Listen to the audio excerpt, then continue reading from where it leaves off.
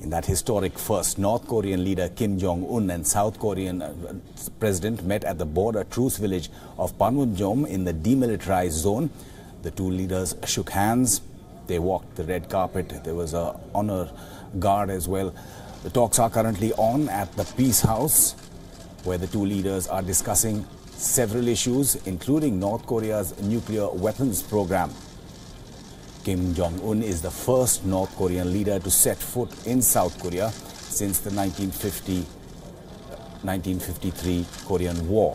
Before the formal talks, Kim Jong and Moon Jae-in held a closed-door meeting at the Peace House. There have been reactions to this historic summit. UN Chief Antonio Guterres has spoken in support of the talks, expressing hope of resolution to long-pending issues, including the denuclearization of North Korea. The historic meet between Kim Jong-un and Moon Jae-in comes following a series of back-channel talks between North and South Korean officials. The North Korean side is a 9-member delegation and includes Kim Jong-un's sister Kim Yo-jong. After the official welcoming ceremony, both her country's delegations are meeting currently at the Peace House. If there is an agreement after the talks, it will be announced. South Koreans saying that there will be some kind of announcement. That's expected in the evening Indian Standard Time. Security is tight at the inter-Korea border because of those high-profile talks which come after more than a decade.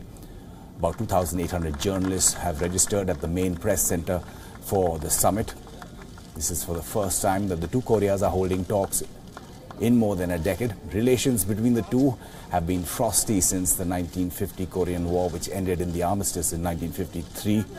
The Inter-Korea Summit is also expected to set the stage for a meeting between US President Donald Trump and the North Korean leader, Chairman Kim Jong-un, either in May or in June. The White House has also issued a statement on the Inter-Korean Summit, expressing hope that the talks will achieve progress towards a future of peace and prosperity for the entire Korean peninsula.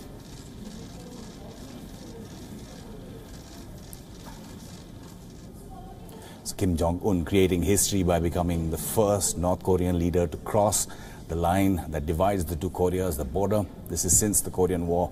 Well, at least an armistice was signed. Technically, they're still at war. The armistice was signed in 1953 between three sides: the North, the South, China, and the US-led UN force. Kim Jong-un and Moon Jae-in first shook hands as each stood on either side of the military demarcation line that divides the two countries. The South Korean president, in fact, walked his North Korean counterpart a few steps across into North Korea and then came back.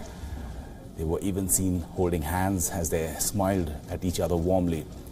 In a symbolic move, Moon then joined Kim on the northern side of the line before both leaders stepped over to the southern side again.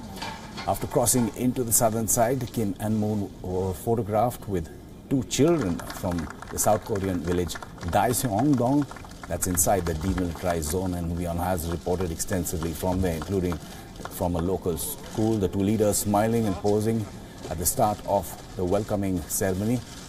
Both the leaders enjoyed a traditional performance of Arirang, which is a traditional Korean folk song known in the north and the south. It talks about the pain of division.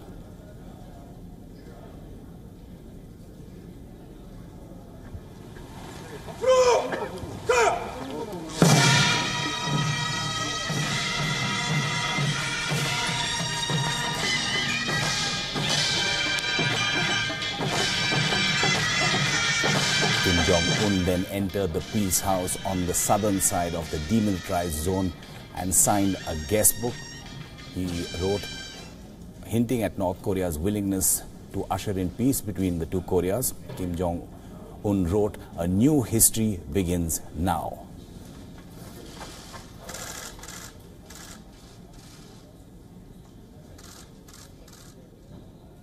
WION's Ramesh Ramachandran has been reporting extensively from South Korea and the demilitarized zone. He joins us now from the press center live. Ramesh, so there was a lot of ceremony. The two leaders also gave opening remarks that have been lapped up across the world.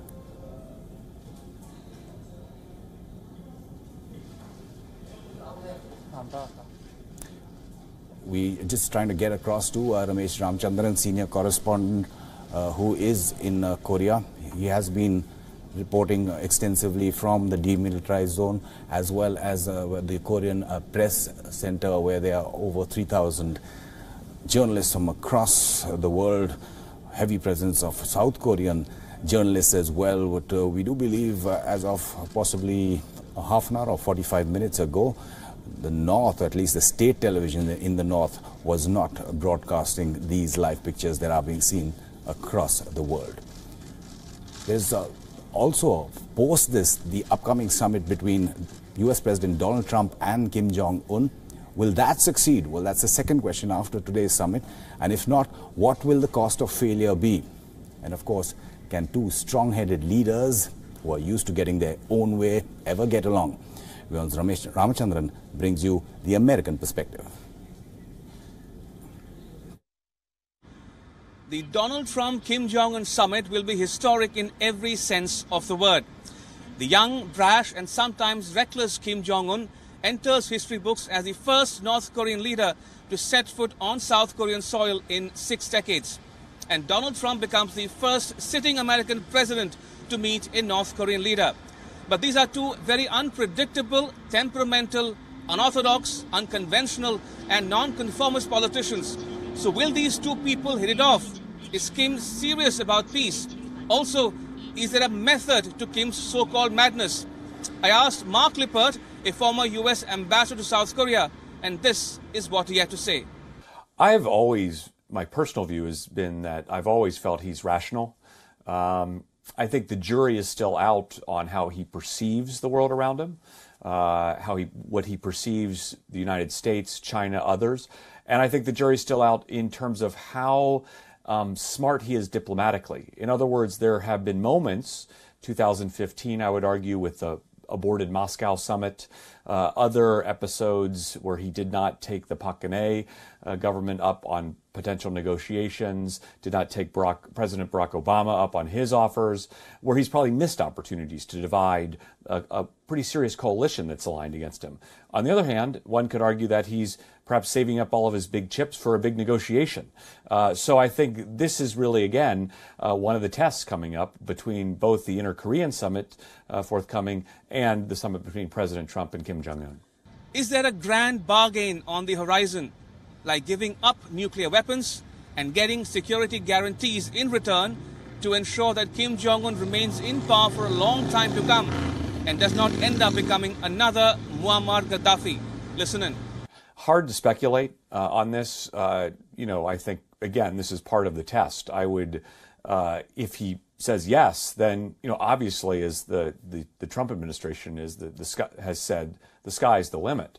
But I think the question is, always the North Koreans have held a very murky definition of denuclearization that often involves giving up the U.S. nuclear security guarantees, the nuclear umbrella out here, possible withdrawal of U.S. troops. So I think really what we're focused on and should be focused on is what is his definition of denuclearization and how far, how fast will he be willing to go. So what will it take to resolve the Korean crisis? This isn't just a bilateral problem or issue. This isn't just an inter-Korean issue.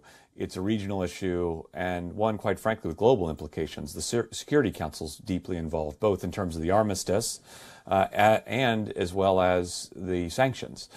So I think the real question to me is what is going to come out of these two summits. I think then we can talk about how you construct the other regional actors into a process and how you bring in the international players with the Security Council. But I think, the fundamental issues here are inter-Korean talks at first and then seeing where the U.S. is.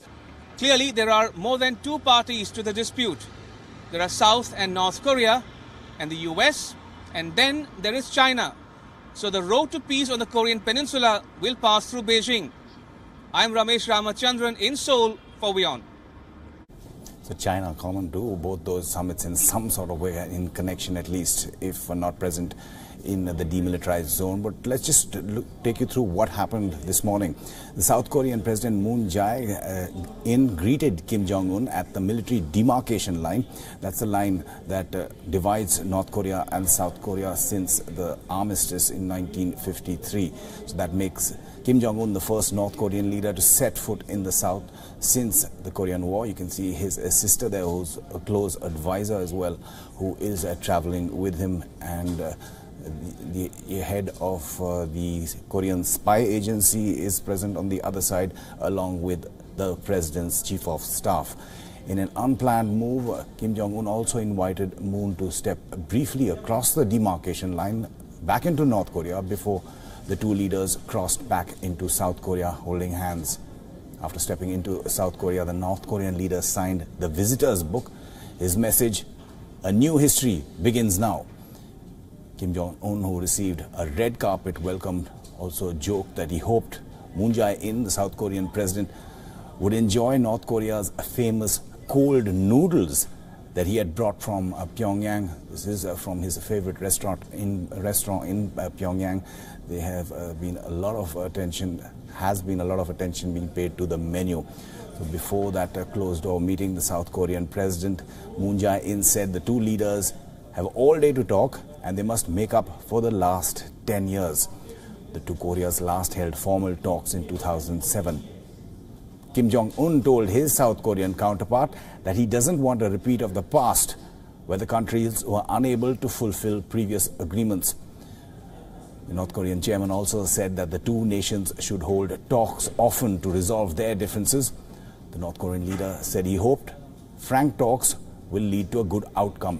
Kim Jong-un said, "We should have a positive meeting, and going forward we should be determined. If we can get our heads together, then the 11 years lost can be made up. And if we can open our hearts to speak, and if we can draw positive results from this meeting, that will be good. And instead of going to the drawing board, we should move forward." We can go across to Ramesh Ramachandran live now. Ramesh, we've seen the pomp, we've seen the celebration of the historic crossing over by the North Korean leader for the first time, and then the opening remarks as well.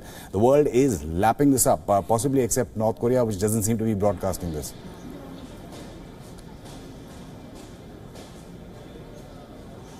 Absolutely, Amitabh. As the two leaders, Moon Jae-in and Kim Jong-un, are closeted now in the meeting room in Peace House in Panmunjom village in the DMZ area for the third Inter-Korean summit. The talk has moved on to the body language and personal chemistry, the so-called bonhomie between the two leaders, Moon Jae-in and Kim Jong-un.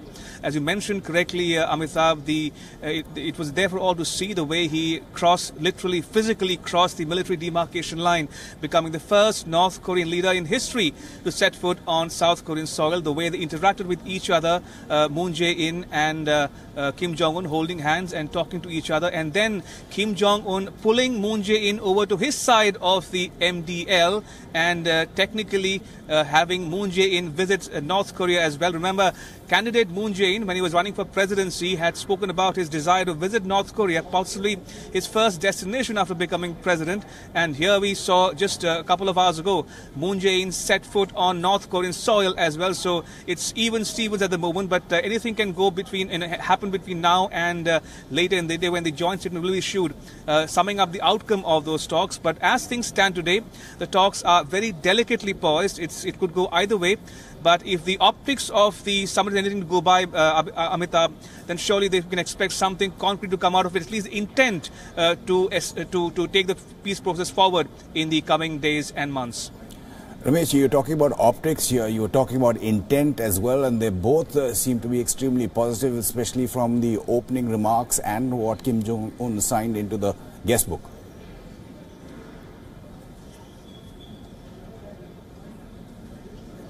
Absolutely. I mean, the optics, in fact, this third Inter-Korean summit, Amitabh, is high on optics and high on octane as well. There have been a lot of series of commitments and announcements in the run-up to the summit.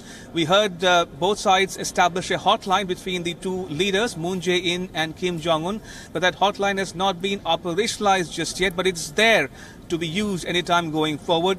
Then we heard Kim Jong-un announce that historic, important decision of suspending all future nuclear and missile tests as a confidence-building measure, and Moon Jae-in responding in kind, reciprocating in kind, by announcing his decision to stop the use of loudspeakers for blaring propaganda across the DMZ into North Korean territory.